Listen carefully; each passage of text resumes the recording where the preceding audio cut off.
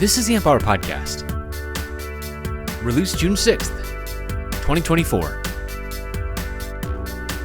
Episode 669. Freelance PCB Design with Petr Dvorak.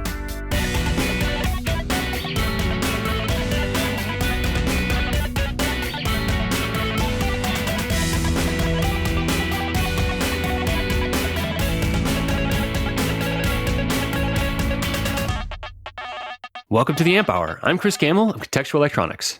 Hello, this is Petr Dvorak from the Czech Republic. I'm freelancing hardware design engineer. I'm freelancing for about 7 years, and I offer my design skills and general hardware design services to customers from around the world. Well, welcome, Petr. How are you doing? Thank you for having me. Thank you for the invitation. Yeah, I'm doing pretty fine. How are you? Good. I have many things I'd like to talk to you about today. Oh, I'm glad. First off, you are a prolific LinkedIn poster, so I always get to see your stuff in my feed and all the things you're working on, which is great. And I thought we could also talk about your KiCad work. I think you're a great promoter of KiCad and all that kind of stuff. You refer to yourself as that KiCad guy. Yeah. That's great. Yeah. Thank you. I try to promote that software, that EDA tool, because I think it's great. And according to the posts I can see on LinkedIn, majority of projects can be done in KiCad instead of very expensive tools. No offense, but yeah. That's great. So let's start there. Actually, so I'm a longtime user myself. I am always behind the curve. I was telling you right before we started recording, like I just switched to KiCad 8, and so I'm kind of lost with some of this stuff. How has that transition been for you? The transition from the KiCad version 7 to version 8 wasn't smooth, definitely. I don't think that they should release the version 8 at the day they did, because really? I'm not sure if the version was ready to be called a release version. It was buggy, slow, some stupid improvements in the quotes. Like you needed to confirm the drawing, like the tracking routing tool with the left mouse click, and something like really slowing down the work. So like workflow type stuff versus some buggy stuff, but then also workflow type stuff. Yeah, I find from workflow perspective, generally I like a lot of the new things there. Most of it feels the same to me. Mostly it's just me kind of getting older and grumpier, and I'm like, where did they move my button? Like that's basically the level I'm at right now. And yeah, I'm gonna, like I always do, I'll come up around to it. I'm certain all the methods too is like, I think in every version I'm like, why'd they do it this way? And then like 3 months later I'm like, oh, I get what they did. Yeah. Luckily they improved the performance, and the bug fixes were done from the 8.0.0 to 8.0.1 even. So now it's fully functional again. Mm-hmm. Yeah, and you had mentioned like kind of everything that you think needs to be done for a majority of electronics projects could be done in there. What is where are the levels, the limits of what you're kind of doing in KiCad that maybe could give people an idea of like the complexities? Mm-hmm. The number of layers in KiCad is like unlimited. So this, in comparison to, for instance, the free version of Eagle in the past, where I think there was like two sides only. So no limitations in that regard. You can route high speed differential pairs. You can route rounded tracks in any angle. You can do anything.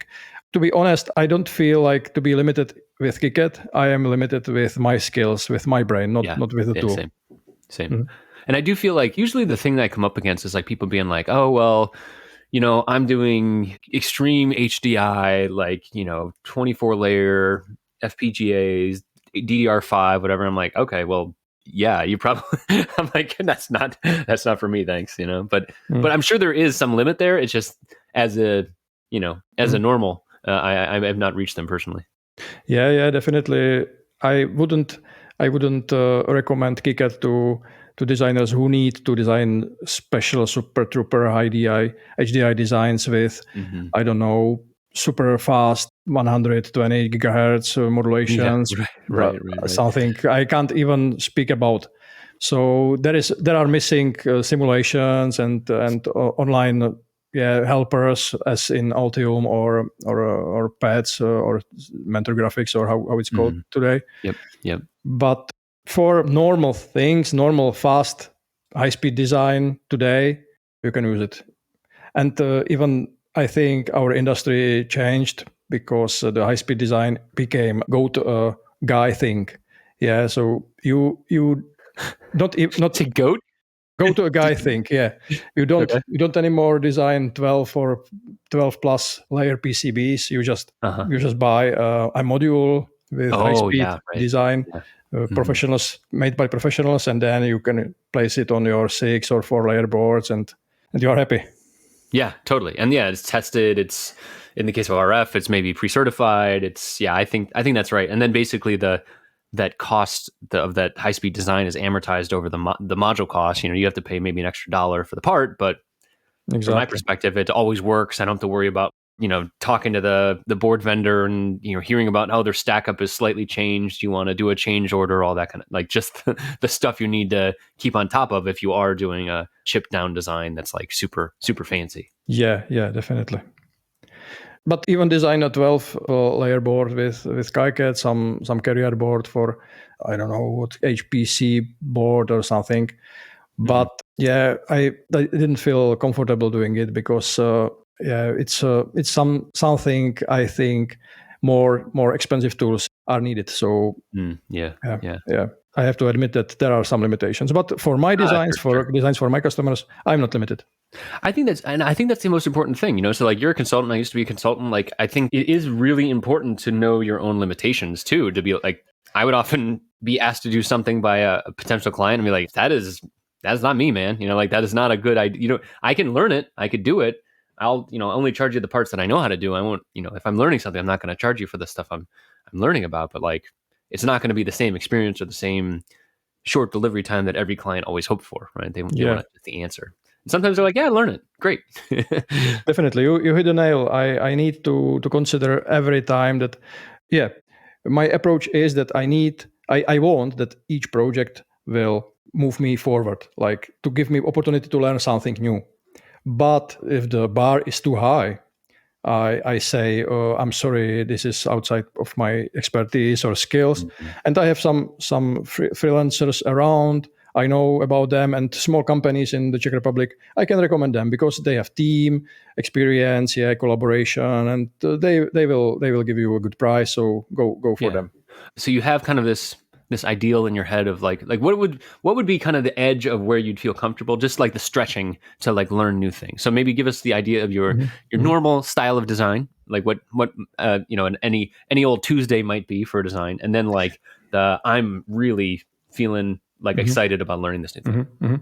Yeah, I would say that the limits of design I would like to work on is that when I manufacture the prototypes, the limit is that when I don't have tools to verify it fully, it's my limit.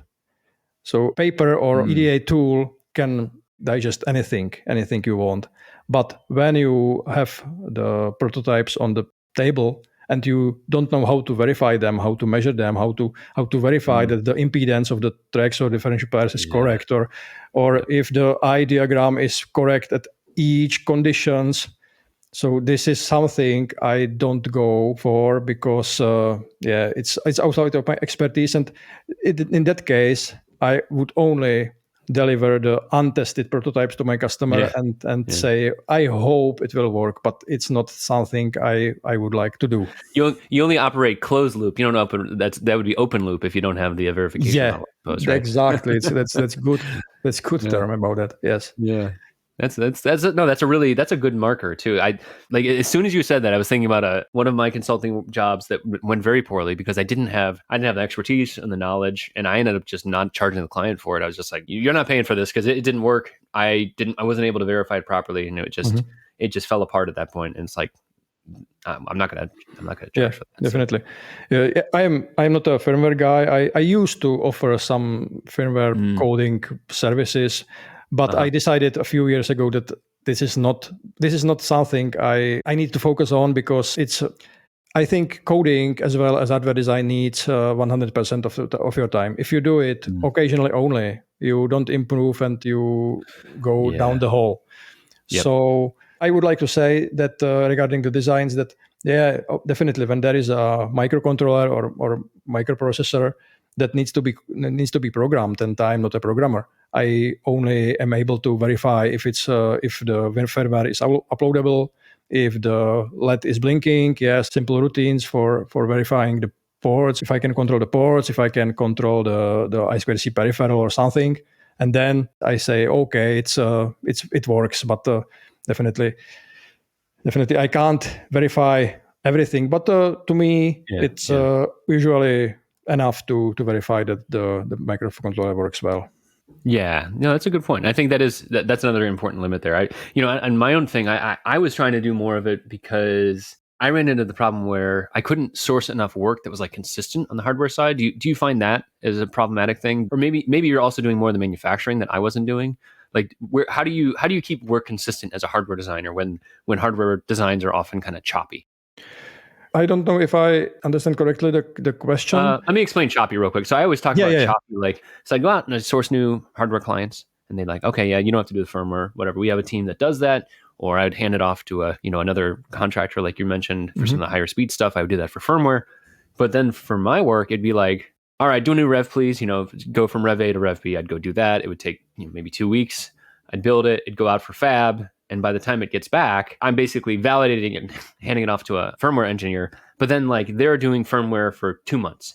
And so now I have to go source another client. And so in that way, I'd say like it's kind of choppy because client 1 has a chunk of time that they need done, and client 2 has a chunk of time they need done. And unless I'm like really overlapping them properly and like managing that, it could be that there's big gaps between clients. Because of firmware development. Now I understand. Yeah, I was confused by the choppy word. Definitely, I can handle, or I do handle more than I think 5+ projects at a time, and I pipeline them. It's not like chopping wood. Yeah, it's like I work like 4 hours on a schematics, and then I send an update to the customer.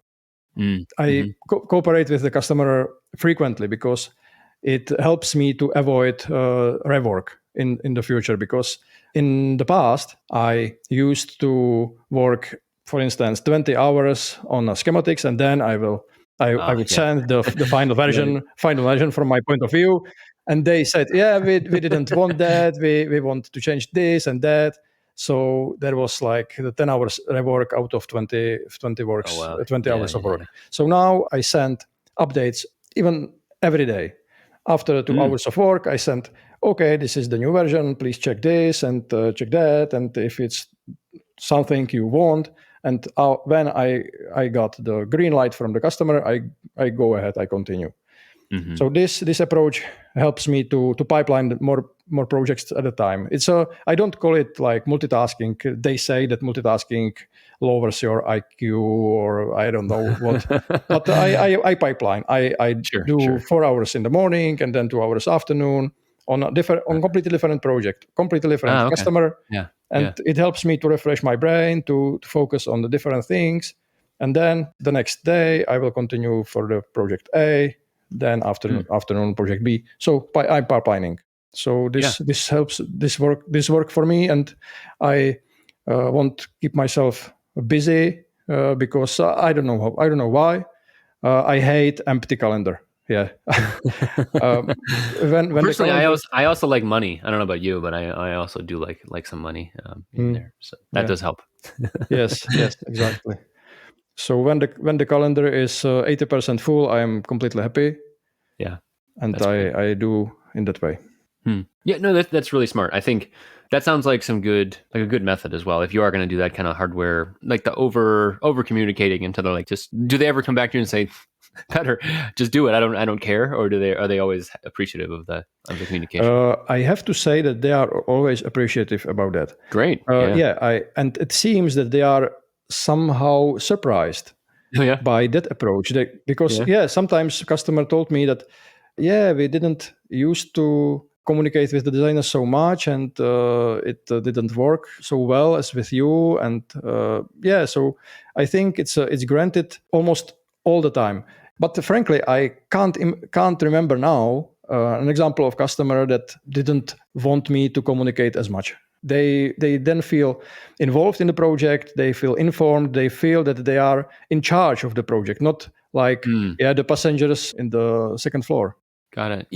I have had that. I think it also depends on the type of client too, because it sounds like if you're working like within a team and maybe there's firmware people involved, whatever, that sounds like that type of client in my past, definitely they want to be involved, right? They want to be like, well, actually that pin shouldn't go there. And why isn't this LED here? I expected an LED here, that sort of thing. That's a great client where they are involved. Other times I've had ones where I'm more hands off. They're like, I just need the thing. Like it's like they were hiring me because I'm doing more of a first prototype type of thing, and they would have much rather been able to buy it off the shelf, but they were not able to, and they're like, just make it so that it's like I'm buying off the shelf and I'm buying it from you, that sort of thing. And so that's a little bit different because they're more like high level. Instead of like how the PCB works, they just want the function that the PCB might enable. Yeah. Something similar to me. My typical customer is even freelancer who hire me for a lower price than they invoice to the end customer, or small companies without a hardware development team, and they need to design something or you're like the embedded, not the embedded like embedded electronics, but you're like embedded in the team, right? You're like the special agent. Yeah, exactly. Because we need to understand that big companies don't hire freelancers. The big companies want to work with companies, at least small companies, because of some processes, some things around. I don't understand even. But freelancers want to work with freelancers because we are at the same level. Like you can imagine the ISO OSI model of communication. We are at the same level. So recently, a customer from Europe told me, "I'm very happy that you communicate with me because in the past I always asked a company, hardware development team, and they told me, we know better than you, let us work and don't ask anything." But now he's involved and he's happy that he is in charge, as I said. Yeah, no, I think you're right. And I think that is a certain flavor that different types of clients are looking for. Like you're saying that person is very appreciative. I feel like aside from just the overhead aspect of like getting into someone's like approved vendor list and all that kind of stuff, the thing I don't want to do is talking to like a larger product development shop, as much as I like them. The thing I don't want to do is be like, oh, now we're going into a planning meeting and this is going to be another 4-hour process. And it's like, I already know what I want. So just give me that thing. And I'm sure someone like you could be like, okay, let's just sketch it out and do it real quick and communicate it over time. Yeah, definitely. Yeah, that's great. So those are my customers. Yeah. Cool.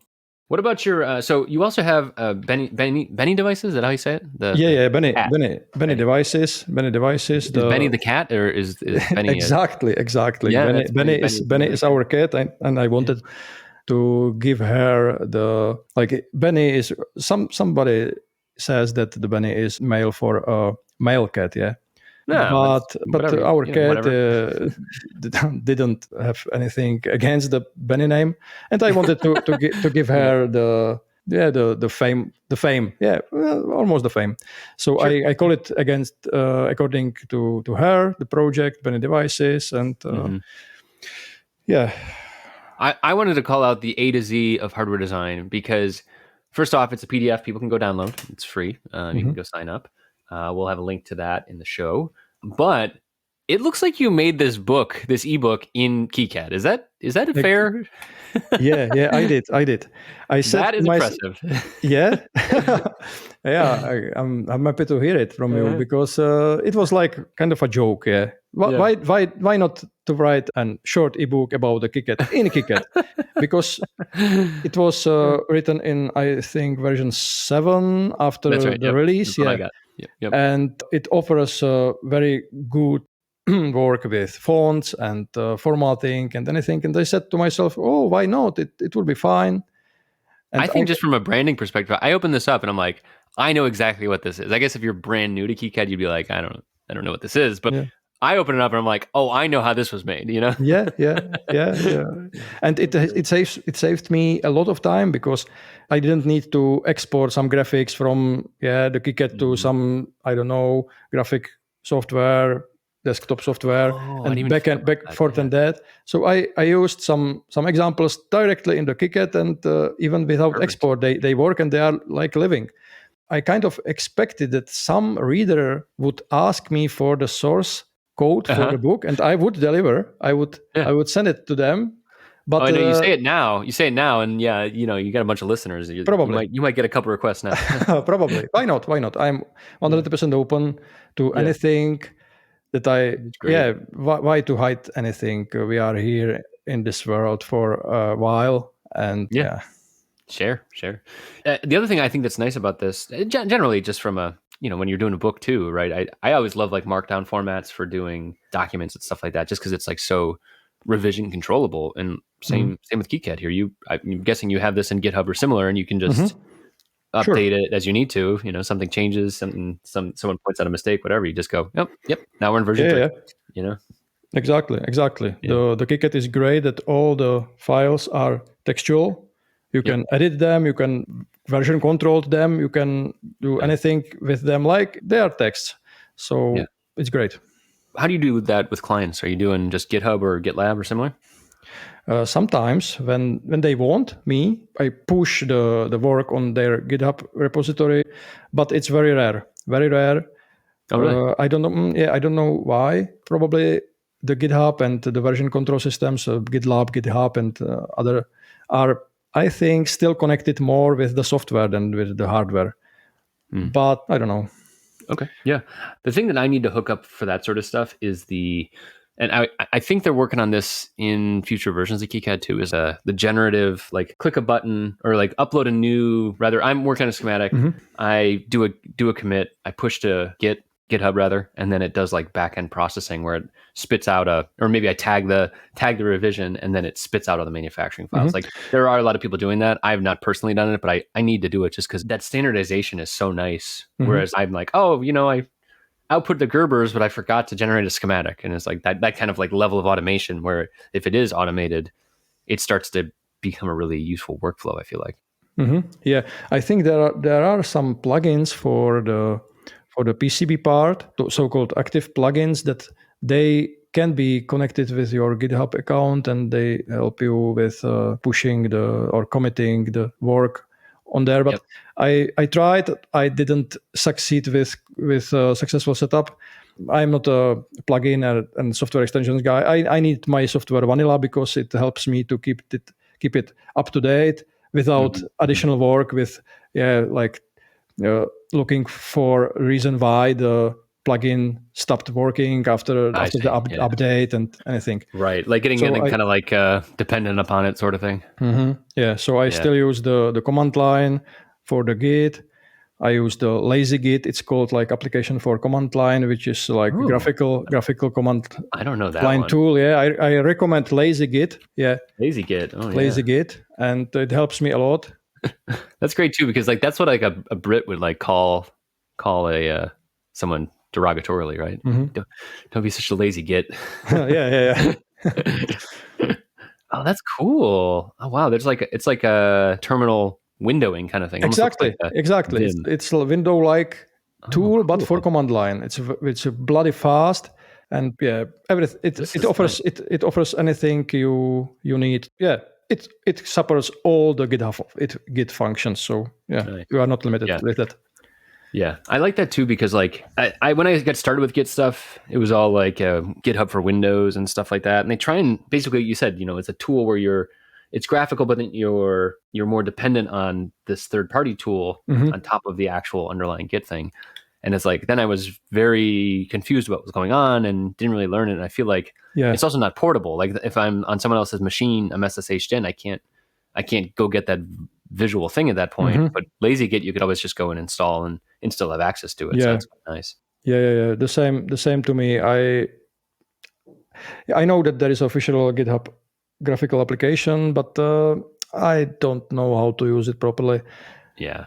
No, I'm getting old. I don't know. Yeah, me too. Every day. Every day. I think one of the Atlassian tool was really helpful for me. I forget what the Atlassian tool around Git is called, but it was helpful for me to have like if you're actually working with a team that has like a bunch of branches and like merges back in, like having something like that. But there was another command line thing. It's actually just a script that you'll run on top of Git called Git lol, like laugh out loud. And that's another one where it's just like 2 lines, and then it just formats your your get output, and that also kind of helps with the trees and visualization and stuff. Again, I'll put stuff in for all of these links we're talking about here. But yeah, I think it's tough at the beginning when people are, if they're not coming, like I came from the hardware space, I was very confused at the beginning, but over time I've gotten better with it, Mm-hmm. Yeah. It's surprising to me, like you said, though, like the fact that they don't, that clients don't care about this. So then you just kind of maintain the repos for them over time? No, I don't. If they don't have any repository, or I don't control, I don't maintain that for them, and no. Just if you just zip it up, send it to them, all done, I think. Mm-hmm. Yeah. Okay. Cool. Sometimes my customers are not very into having project files. They are asking only for Gerbers, but I deliver always everything. Project files. You are going to want this later. When you call me again, I'm going to be mad if you don't have this. So here you go, customer. Right? Yes, exactly. Yeah. What are the nature of some of your customers? I mean, so we talked a little bit about the type of work you like to do and whatever, but like, what industries are they normally in? Communication devices. So home not appliances, like smart home things, I think we can say. IoT, of course, anything these days is IoT. Got to do it. It's like buzzword almost, but IoT. Communication and control devices. For instance, I designed some control boards for electron microscopes.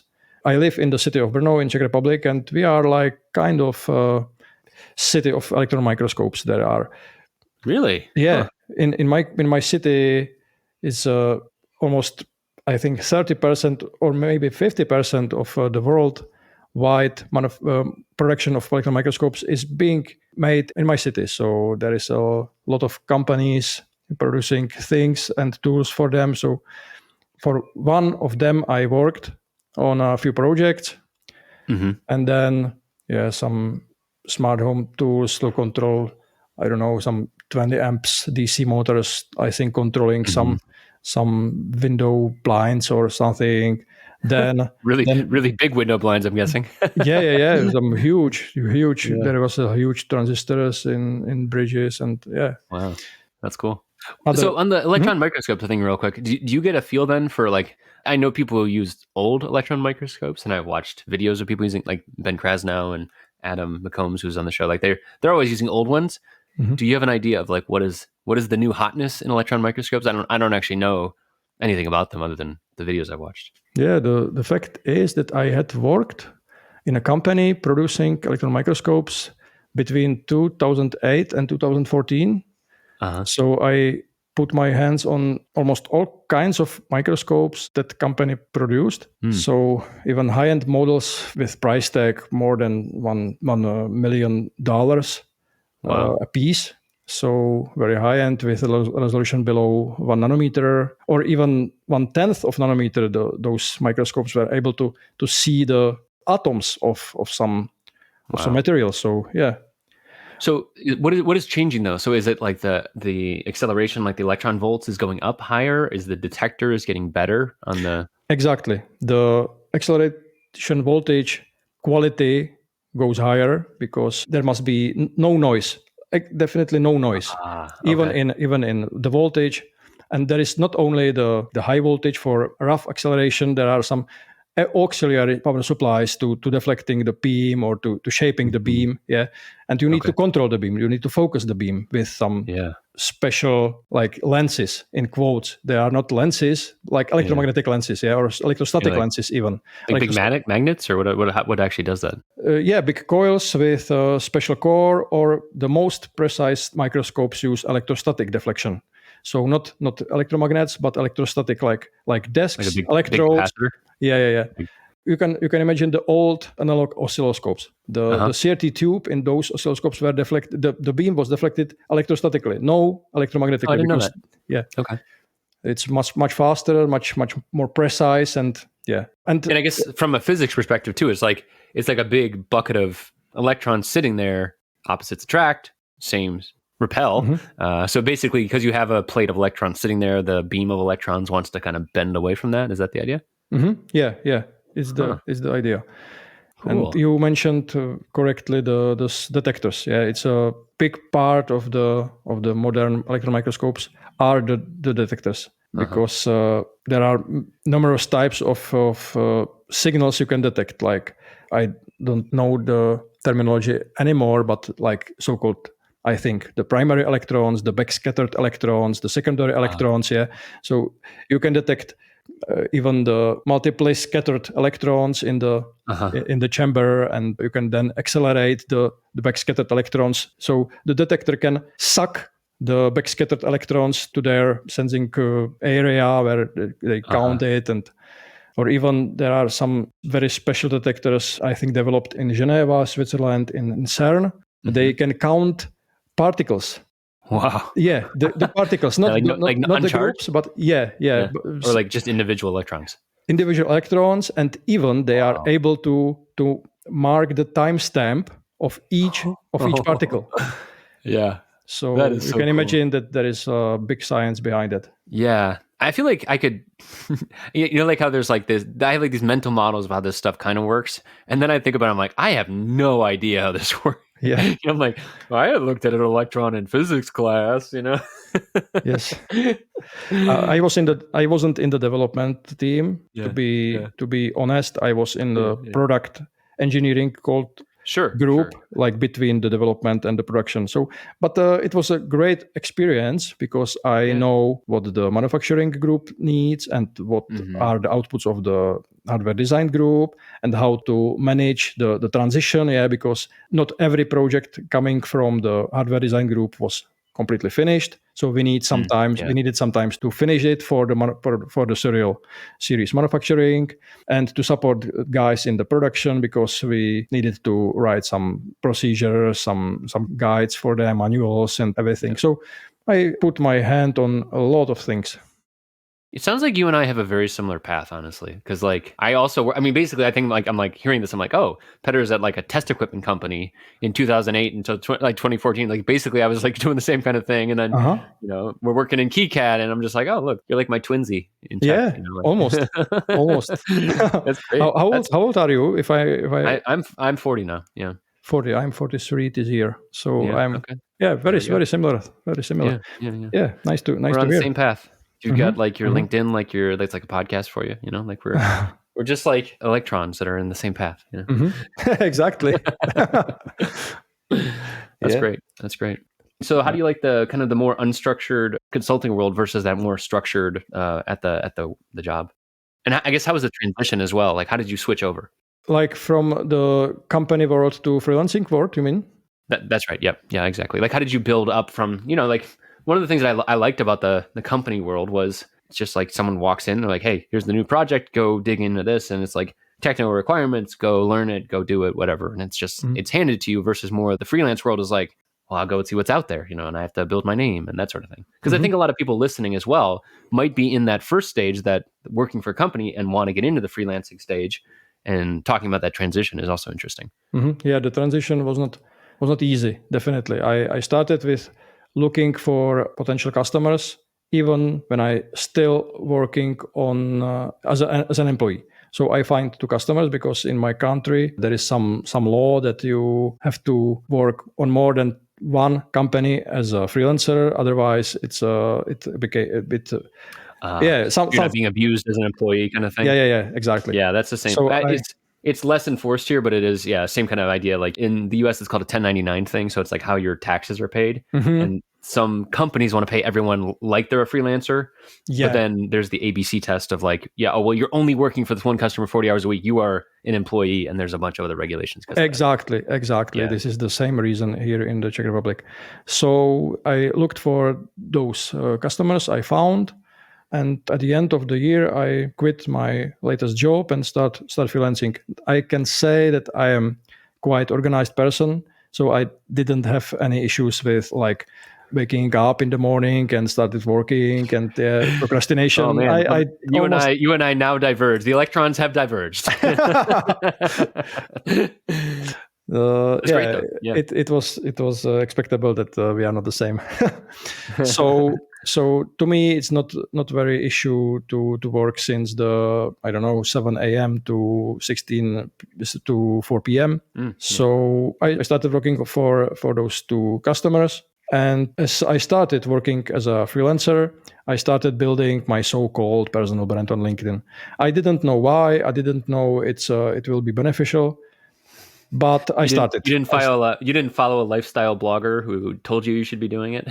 I read a book by Austin Kleon called "Show Your Work," and he advised to blog about your job every single day or regularly at least, to show people what you are doing and to let him know what you are doing and what's your output. So I started posting blog posts on LinkedIn every single work day, I think in the January of 7 years ago. And then I didn't stop for a day. Really? Wow. That's awesome. Yeah. Some guys as active as I on LinkedIn said that we deleted more posts than some people even ever written. So it's true sometimes, but I don't want to sound rude to them. But yeah, I am pretty active on LinkedIn, and it took me, I think, almost 3 years before I got the first job on LinkedIn, like using my name on LinkedIn. Yep. But since then it started working, and yeah. See, now this is always the thing I talk to people. I'm like, look, you want to become a freelancer, consultant, whatever, right? Like, you need to, if you want to do the content path, right? I would call that content path. That's great. Content marketing can totally work for you, but you better not expect a single thing for the first 6 months. And like Petr said, like 3 years to actually then, I'm saying like 6 months to even get people to start noticing. And it's just the consistency that does matter. And so, yeah, first off, super impressive that you were just able to keep that going, because that is, it's tough. It's like shouting into a void, right? I mean, it's like basically shouting into a void. People like see it later and they're like, oh, well, Petr's been doing this forever, so he must be so good at it. But it's like, you have to start at the beginning. I think the big thing that's important for my sanity, and I've tried to keep this going for a long time, is that nobody cares at the beginning, like, so like having that in your head, and then also reminding myself that, because it's easy to get locked up and be like, oh, well, what if everyone sees this? Well, nobody's going to see it. Exactly. So just post anything, like that's exactly. That you hit the nail again. It's a big helper if people realize soon that they can write anything. They can making videos about anything. They can stand in front of the camera and publish anything, because literally nobody would see it, would watch it, and would comment it. And they have unique opportunity to learn before being popular or famous. Not famous in the way like quite famous, well known perhaps, or prolific. I mean, prolific for sure. Yeah, I mean, like, you're very prolific. So, but yeah, I think that's, and by the time people do start paying attention, then you're already well practiced. Whatever. It's just it's tough. It's a tough thing. It's a tough hump to get over, I feel like. So the people that do it, often are rewarded eventually. People want the perfect result very very quickly, very soon. But sometimes it takes 100 posts before you get your first viral post. But you need to write the 99 posts before. You can't start with the viral post. Well, with all these algorithms though too. So like, I could imagine someone like, getting started, trying out, going on TikTok, making a short video about something electronics related that they want to have to talk about and hopefully promote future work. And maybe the algorithm does reward it for some unknown reason, that could be more detrimental than anything. Because then you're like, oh my God, 500,000 people saw this and I need to make it perfect for the next time. And then the algorithm doesn't care in the future. It's like this genie in a bottle that you just don't know about. It's just like, that is almost more hurtful to the psyche when you're trying to build this stuff up. Yeah. So the best advice, not from me, but generally, is to be consistent and to wait. Yeah, I said it took me 3 years. It's true. Probably I could be faster, but I didn't know how to be faster. So I was consistent, and it pays off. It paid off. Yeah. How do you keep it going now? I mean, like, as you do get more work now, I imagine it's tough to keep that up. I keep having a window in my calendar each week. There are like 2 or 3 hour window in my calendar, usually Friday morning. In the past, it used to be on Sunday morning, but my wife was against that. So I know that goes. Yeah. So I want to write at least 5 posts a week, because to be sustainable, to keep the process sustainable, I need to write 5 posts a week to be able to publish 5 posts a week. So sometimes I write 4, sometimes I write 7. So it works. And usually I have about 1 month buffer. I use some. Oh my God. Yeah. Okay. Another time we diverge. That is so impressive. 1 month buffer? 1 month buffer with my posts. Yes. Wow. Today I prepared posts that will be released in a month. Yeah. At the end of June. I am so impressed right now. Like that is so impressive to me. Wow. I'm organized freak. Wow. But it helps me. It helps me to focus on other things when I design, not to distract myself with some blogging, some. Yeah. Well, when you are thinking about making a new ebook in the future, if you could instead just teach me how to do that instead of KiCad, I would be really appreciative. Why not? How Chris could organize his life. I don't know if there's any. I don't know if there's any help there. For me. Yeah. It's a $1 million question. $1 million question. Yep. I don't know if anyone can learn this habit. I think it's some kind of nature. Yeah. But there are some famous authors of books about procrastination and how to manage your time and how to manage your work. And I've read many of them and ignored them all. I'm prolific in ignoring the advice. So do I. Yeah. So am I. Yeah, that's great. What about one of the other things I think about is like the fact that you're getting tons of repetitions and all this stuff too, right? You're building the work. Obviously, you're doing. I always kind of think about like building up skills like layout and just building electronics. It's like going to a gym. It's like working out, and just it's consistency matters. Same with content, consistency matters. That sort of thing. If you were talking to someone who was at a company looking to then start building like you did, how do you recommend that they kind of build reps? Like repetitions, I guess, to get their PCB stuff up as well. Yeah, the repetition. And there is a book of Max Gladwell, I think, 10,000 hours. So the book is called Outliers, but we need to build a skill. Anything is a skill. Force in the gym is a skill. It's not anything different. So we need to work on the skill as PCB layout is a skill. And anything different is a skill. So to be consistent. Quite frequently, I got questions on LinkedIn in messages from some beginner engineers or even students how to become the electrical engineer and how to be successful. And I always answer: pick a project, work on it, learn something, because the issues will come and you need to fight them. So, and then finish the project and pick another one. And this is the best way how to learn something. But they didn't. They think that I am making fun of them, but it's not true. They sometimes ask me for book recommendations. They think that in the books there is a knowledge, but it's not the case.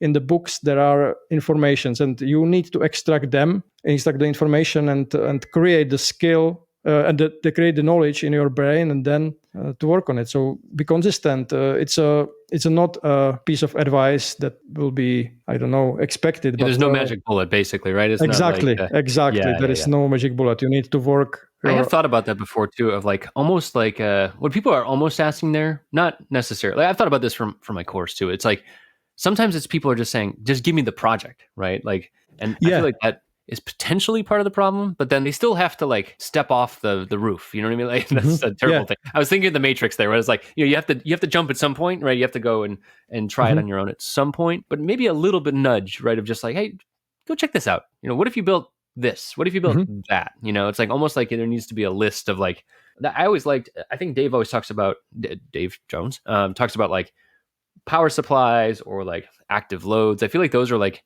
like having like a standard set of good first projects to build is also important. It's going to depend where you are in your career, of course. I think smart home stuff, like you've mentioned, that's like accessible. It's interesting. It, it holds interest as well. It makes people want to deliver the end product. I feel like that's kind of a key thing too. But yeah, it is tough because I think when people are messaging on LinkedIn like that, they're really saying like, just show me sensei, tell me what to do. Because I think a lot of the traditional school infrastructure too, it's like, no, student, go do this project. You have this assignment. And then when you're outside of that infrastructure, you're like, what do I do next? Definitely. And I can't add more because almost every time the next question after the question, as I said, how to become a successful engineer is, what project should I work on? And I said to them, I don't know, you are a student, you are an engineer, so you need to know what you want to work on. But it's like you said, they want me or anyone to be their guide, their sensei, their teacher, and to be or leader, to be their guidance. But I'm not a good teacher in that way. I think everyone needs to know what they want to work on, because otherwise, I don't know. Yeah, I don't know. One thing that I've tried to tell students in the past and stuff like that too is that like it's actually sometimes really helpful to have constraints. So like even doing work for someone else might be helpful, because then they're going to tell you, well, the end product has to cost less than $30, and like basically they're going to be kind of like a customer or something like that. So just anything that puts constraints in your project is actually useful, because one of the problems I found as well is like if you have limitless constraints, then someone's like, well, I could just throw this Vertex 7 FPGA on here. I'm like, exactly, that's a $400 part. Like, you don't want to do that. Like that's not a realistic thing. And then it's also it's challenging for one reason, but it's not challenging in the way that's actually going to teach you a lot of the skills that they really are asking about learning, I feel like. Yeah, 100%. The constraints are extremely helpful to support your creativity, because not the creativity in a way that you can use any microcontroller, any FPGA. But for instance, I worked on a project in the first company. I started working as a freelancer, and we needed to display something on a matrix display with very low resolution, like 8 pixels times 32 pixels, very, very small. Nice. Yep. And we needed to find a way how to deliver the information to the user, what happens on that very small display. And it ignites a lot of creativity, because you needed to find a way how to use the small playground to deliver the information. If we wouldn't limit it, we use, for instance, some big LCD panels and I don't know what. But right, exactly, like a Linux machine where you're like putting like OpenGL on there and like crazy stuff. It's like, okay, then you can do anything, and then you get locked up in a different direction, and it's not realistic in the end, anyways. Yeah, so constraints are really helpful, and probably I can't remember being a beginner, but I want to be a beginner for my entire life. But I would like to be in their skin when they don't know what to work on. But I still believe that they should have some hobbies, some interests, some things that excites them. So, wait, do you actually want to be back in that position? I hated that position. You hated the position to be a beginner? I mean, like, I like beginner's mind, like that. I like the curiosity and the excitement piece, but like that, like that, like squirmy, like I have no idea what to do. Like, do you like that feeling? Yeah, I know. I do like. You do like it? Yeah, wow. I do like. Man, okay. This is also telling us more about you. Yeah, that's great. I love to suck at something, because it's so refreshing. So it's a great feeling that you don't need to deliver the perfect result. You just need to progress on it, to improve yourself from day to day. And in the early phases of learning anything, there is a very steep learning curve, and you can feel the progress every single day. Once you are expert, you don't know if you are better than you was 1 year ago. Yeah, it's very hard to compare. But once Petr, you're making sense again. I don't like this, man. That does make sense. Yeah, you're right. Because it's like you get all of these dopamine hits because you're like, oh my God, the UART started working. Yeah. Versus like, oh my God, I need to improve the battery 2%. Yeah, exactly. for another area, for instance, I spent 2 weeks at my customer in Shenzhen, China, like last month. Mm-hmm. And 3 weeks ago, I started learning Mandarin Chinese. Really? Wow. Yeah, because without any Chinese language skill, you are completely lost, even in the big city of Shenzhen. Oh, yeah. Mm-hmm. Almost nobody speaks English, and you need to communicate somehow. Yep. So I started learning this extremely difficult language. And using Duolingo, I know already about 50 words, so it's nothing. Nice. But I can feel the progress every single week, and it's so exciting to be beginner in that area. So and I think it's very, very similar to our engineering stuff or hardware development stuff. Yeah. Okay, I'm with you on that side of thing. I have been doing Spanish for 2 years, and I will agree that it was very exciting in the beginning and it's very plateaued now, right? Yeah. Like I'm learning like new verb tenses and things like that. And it's like, okay, and I need to get better at it, of course. Yeah. But like, yeah, okay, I'm with you again. I will say on language, nothing accelerated me faster than using like a tutor. Oh man, so much like slow progress, Duolingo, other resources, whatever with Spanish, and then I did 6 months with a tutor in another country. It was like a good geo arbitrage type of thing. I wasn't paying a whole lot per hour. And in 6 months, I accelerated so much. Yeah. Oh my gosh! So, definitely. Yeah. Well, that's very exciting on that because I mean that'll unlock a lot of stuff for you if you go back for future trips and stuff in Shenzhen. So. Yeah, I strongly believe I will get back in August or September. Okay. Cool. Because my customer there wants me to help them, and I will be happy to spend some time there because it was a really eye-opening experience to me.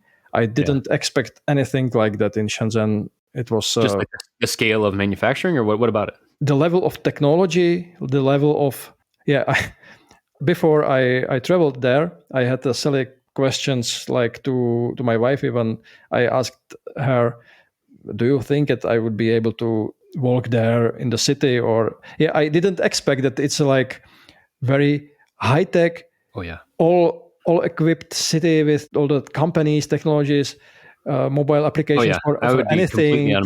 Completely out of my league. Yeah, and we in the European Union, we are sometimes, I think, more than 10 years behind them when comparing with Shenzhen. Shenzhen is not China, I know. But I mean, it is part of China. But it's part of China, but it's not representative of the entire China. This is what I meant. Yeah. Yes, totally. Yeah. So I sucked at Mandarin Chinese, and I liked it. and each project I worked on, I want to learn something new, and even completely new, because I hate repetitions like routine. Yeah. Once I work on something for 5 times, like repetitively, I lose interest in that and I lose focus. So I need to keep myself involved in learning, because I don't know if it's like more esoteric or something, but there is a Gallup 5 like top strength by Gallup company, or I don't know how they say it. The first strength of me is a learner. And I feel it. I need to learn something all the time, because otherwise I don't feel like you're making progress or having fun. Yes, exactly. Enjoying yourself. Yeah, totally. Exactly. Does that mean like, so are you at the point now in your career too where you're able to then turn down, like someone comes up to you and is like, hey, I just need like a couple relays and some LEDs on a PCB. Are you like turning that down because you're like, I'm not going to learn anything? It depends. It depends on the project. It depends on the customer. Definitely, I wouldn't work on some very trivial things. I can help them. I can support them. I can consult with them, even for free, but not like the entire project. Yeah. But even the one of the recent customers asked me if it's not a too simple project for me, but I said, look, there is no simple project. There are only like standard or substandard ideas.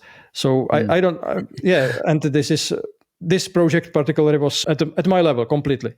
Yeah. Yeah. I've talked to some people who are like in management at like design shops, like product design firms and stuff like that. And one of the tensions I feel like, especially when you're supporting like multiple engineers who are like on staff and like being paid salary and stuff like that, is that like the best case scenario is actually that you do the exact same project every time, right? Because then you know how it's very predictable, you know how it's done, maybe there's some small tweaks back and forth, but like it's basically you are a factory for a type of design output.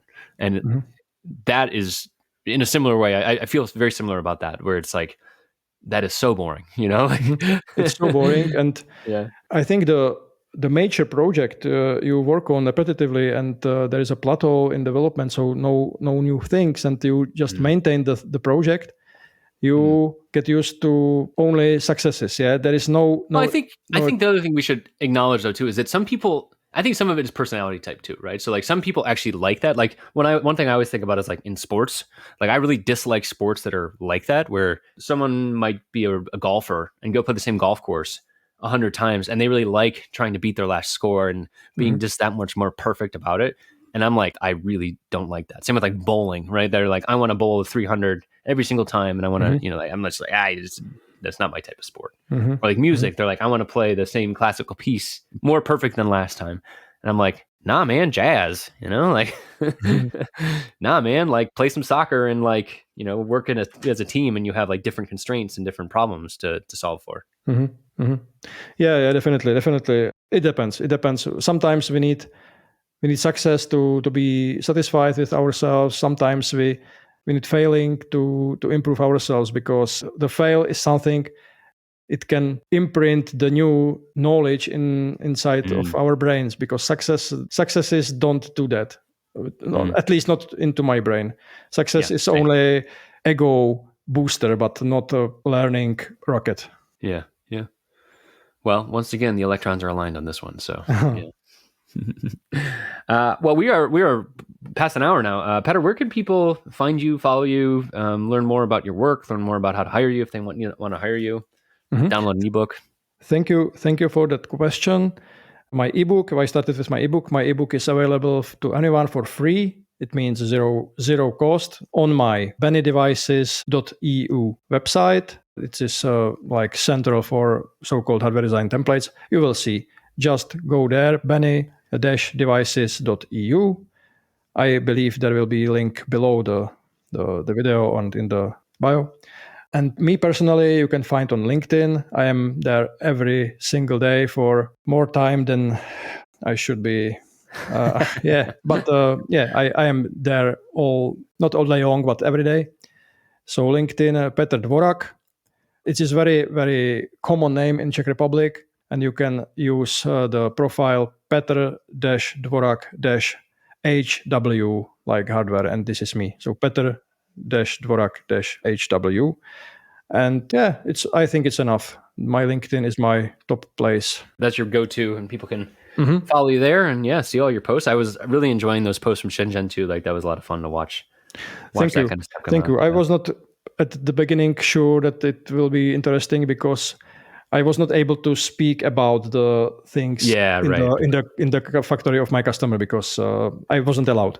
But I decided to deliver some interesting facts about the Shenzhen, because not many people was there. Yeah. So I am happy I still haven't been myself. I need to go at some point. I'm a little worried about global tensions and whether I'll get a visa, but I would love to go at some point. Yeah.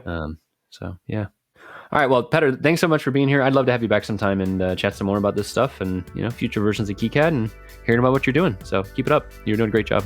Thank you for having me. It was an experience hour, and keep designing. All right.